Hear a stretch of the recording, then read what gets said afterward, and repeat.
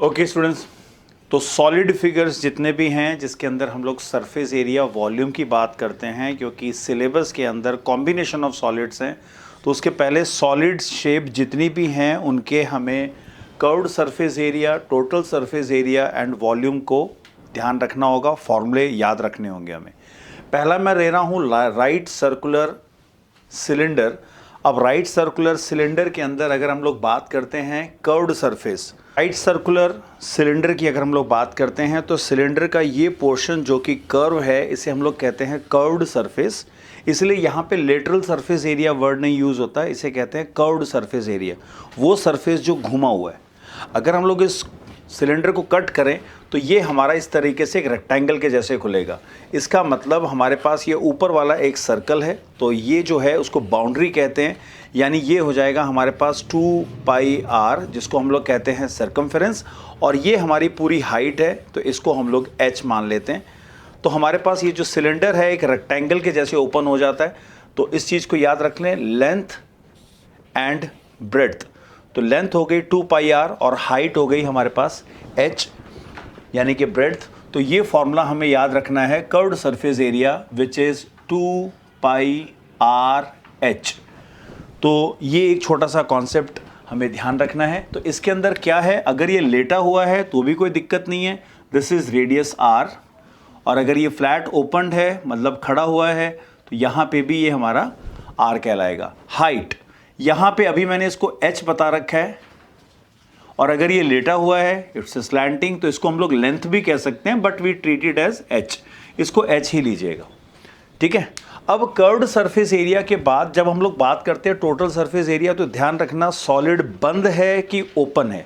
अगर cylinder open है तो ऊपर कोई सरफेस नहीं दिख रहा, नीचे कोई सरफेस नहीं दिख रहा, तो ऐसे में हमारा टोटल सरफेस एरिया का कोई फ़र्क नहीं रहेगा। बट अगर ये टोटल दोनों तरफ से बंद है, फॉर एग्जांपल अगर यहाँ से क्लोज्ड है और ये इस तरफ से भी क्लोज्ड है, तो हम लोग ऐसे सॉलिड्स के अंदर इस 2πrh के साथ दो सर्कल्स को इंक्लूड कर लेंगे, 2πr², क्योंकि दो सरफेस हमें और दिख गए। टोटल सरफेस कितने विजिबल है, लाइक पेन, तो पेन के इधर वाला सरफेस जो कि एक सर्कल है, हम लोग यहाँ पे ऐसे मार्क कर सकते हैं, तो ये हमें एक सर्कल भी नज़र आएगा इसके अंदर, और यहाँ का भी सर्कल है।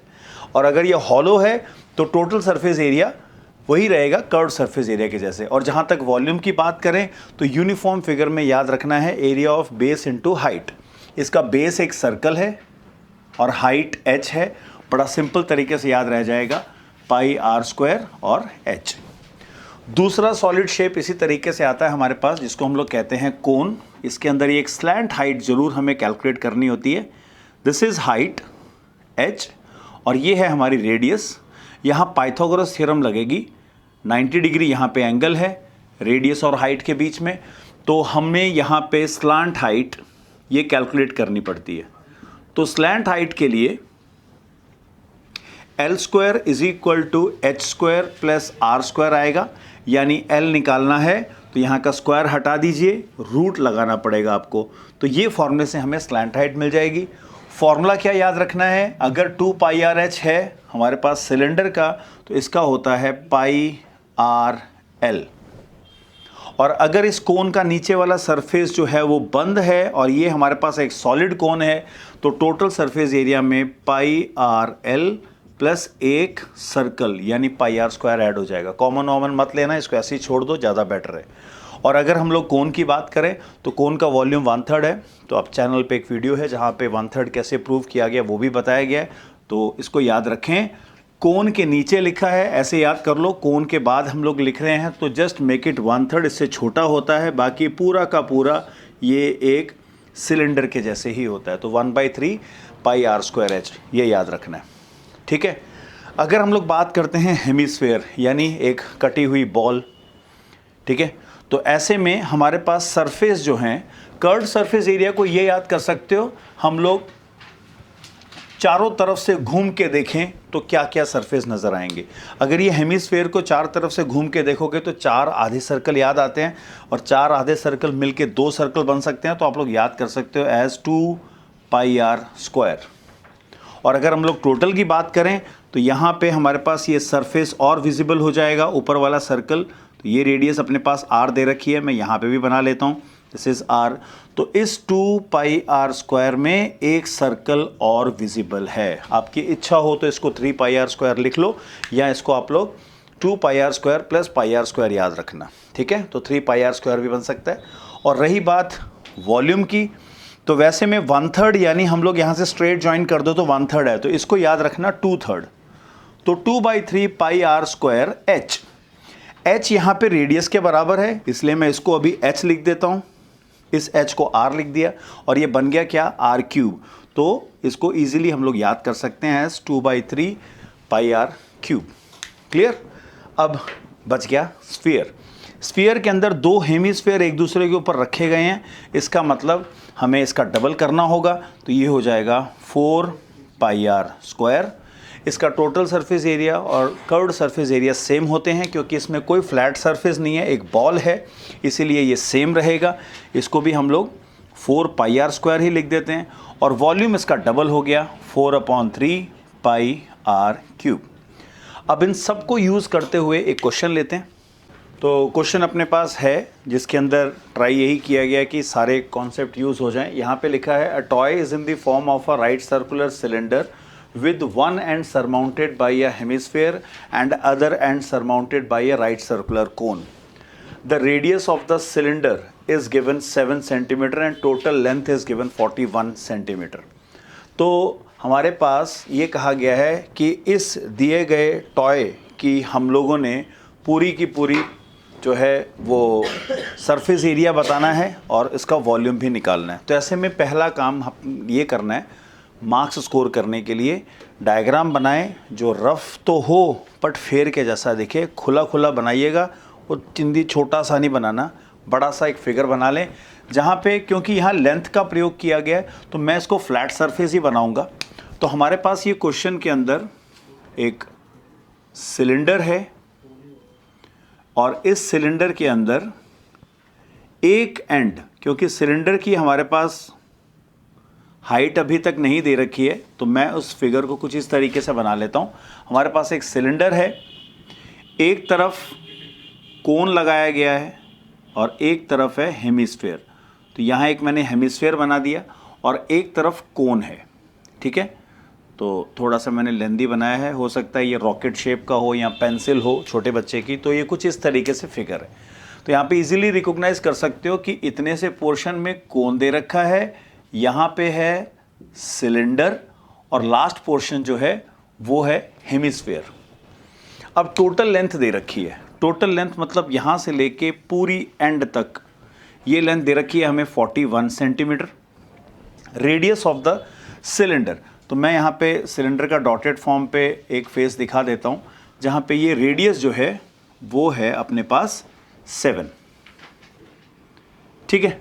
हमें जो चीज़ें यहाँ नहीं दे रखी है, सबसे पहले हमारे पास कोन की हाइट नहीं है, दूसरी बात सिलेंडर की भी हाइट नहीं है यानी कि लेंथ नहीं है, और उसके बाद अगर आप देखें तो क्योंकि ये फिगर हमें डेवलप करना है तो यहाँ पे मैं एक डॉटेड फॉर्म पे एक और बना रहा हूँ जिसको हम लोग कहते हैं रेडियस, ठीक है। तो इन सब के नाम मैं पहले लिख देता हूँ। तो ये 7 सेंटीमीटर अभी हटा के मैं यहाँ पे लिख देता हूँ। ये है हमारे पास R, ये है R, इसका नाम लिख लेते हैं H1, ये हो गया H2 और ये भी R है, ठीक है। तो पहले जो चीज़ें दे रखी हैं इस क्वेश्चन में क्या है एक बारी चेक कर लेते हैं। सॉल्यूशन स्टार्ट करते वक्त मैंने कह दिया यहाँ पे R दे रखा है 7 सेंटीमीटर और टोटल लेंथ क्या होगी, टोटल लेंथ दे रखी है 41। तो टोटल लेंथ बनी कैसे, यहाँ से शुरू करें। अपने पास है H1, फिर है H2 और फिर उसके बाद हमारे पास रेडियस R दे रखी है और 41 दे रखा है।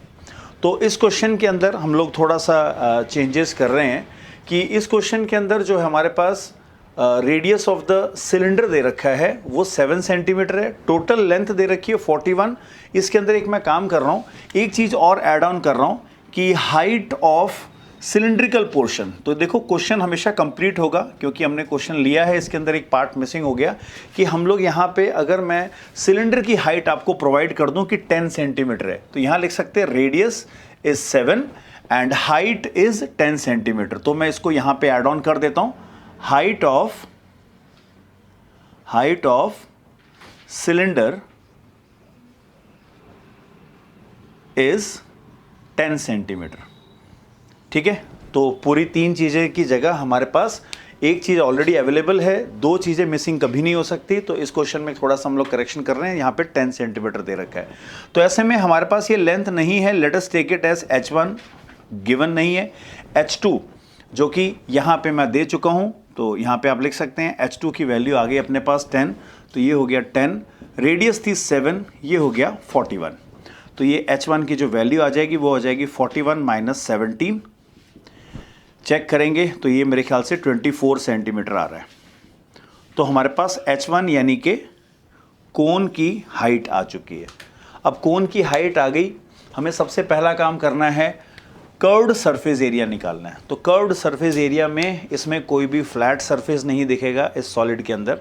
आप एक पेंसिल इमेजिन कर सकते हो, कोन का भी घुमा हुआ सरफेस दिख रहा है, सिलेंडर का भी घुमा हुआ सरफेस दिखेगा और हेमिस्फेयर का भी कर्व्ड पोर्शन ही दिखेगा।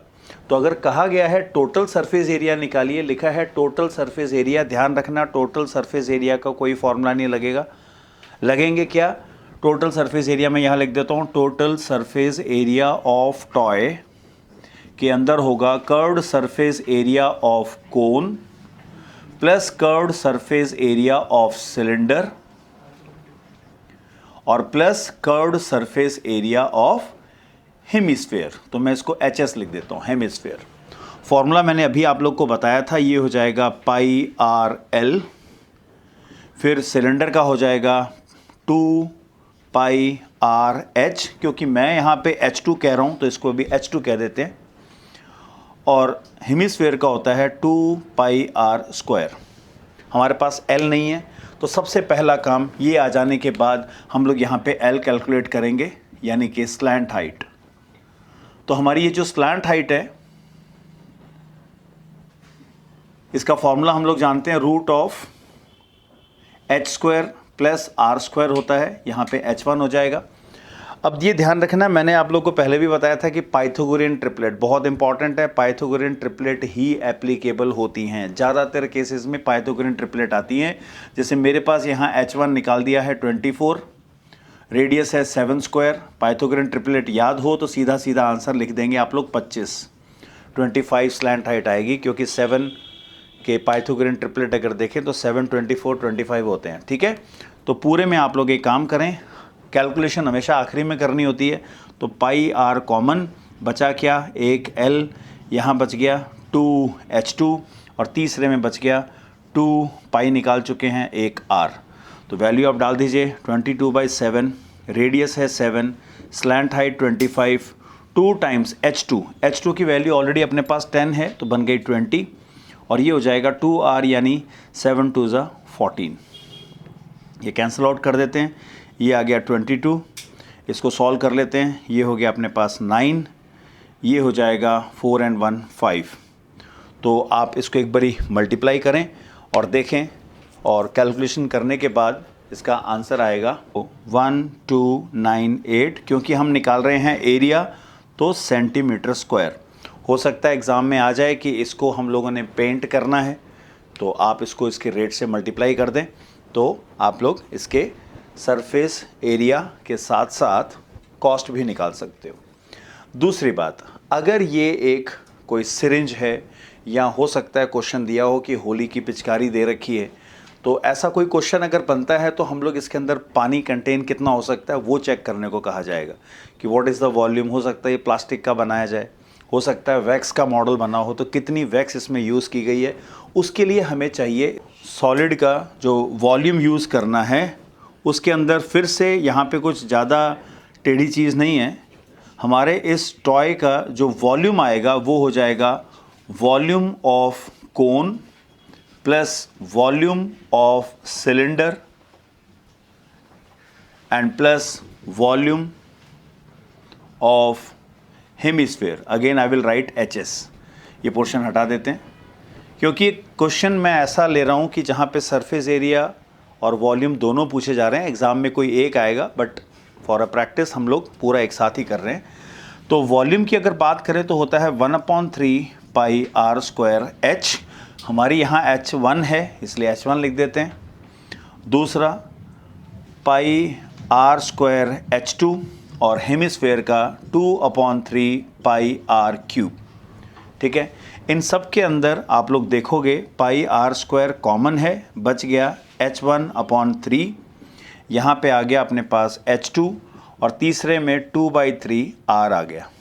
ठीक है, तो कैलकुलेशन हम लोग कर सकते हैं। यहाँ पे ये हो जाएगा 22/7, रेडियस 7 और 7 है। यहाँ पे H1 की वैल्यू भी अपन निकाल चुके थे, है ना। अभी उसको हम लोगों ने H1 यहाँ पे कैलकुलेट किया हुआ है। सो H1 की वैल्यू अपने पास आ रही है 24, तो 24 डिवाइडेड बाई 3 और H2 10 हो चुका है प्लस 2/3 रेडियस है 7। ये कैंसिल आउट हो गया, ये हो गया 8, ये कैंसिल कर दिया। ये हो जाएगा मेरे पास 7 2 14 एंड 1 154 मल्टीप्लाई बाई अंदर हो जाएगा ये 18 प्लस 14 डिवाइडेड बाई 3, जिसको आप फर्दर कैलकुलेट करोगे 154 मल्टीप्लाई बाई ये हो जाएगा 54 plus 14 divided by 3। So this is 154 multiply by 68 divided by 3। तो जिसको आप कैलकुलेट करें और कैलकुलेट करके इसका जो आंसर है वो आएगा 3490.6 अप्रॉक्सीमेटली, जो भी आ रहा है सेंटीमीटर क्यूब। तो इस तरीके से आप इसका वॉल्यूम निकाल सकते हो।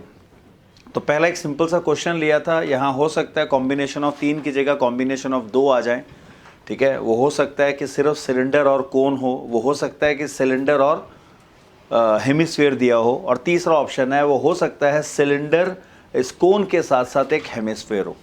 तो ऐसे में देयर आर डिफरेंट क्वेश्चन जो आप लोगों ने प्रैक्टिस करने हैं। एंड नेक्स्ट क्लास के अंदर हम लोग एक और टाइप का क्वेश्चन लेंगे जहाँ पे हो सकता है कि पेंटिंग का कॉस्ट वगैरह भी हो। So till then keep practicing और अगली वीडियो का वेट करें।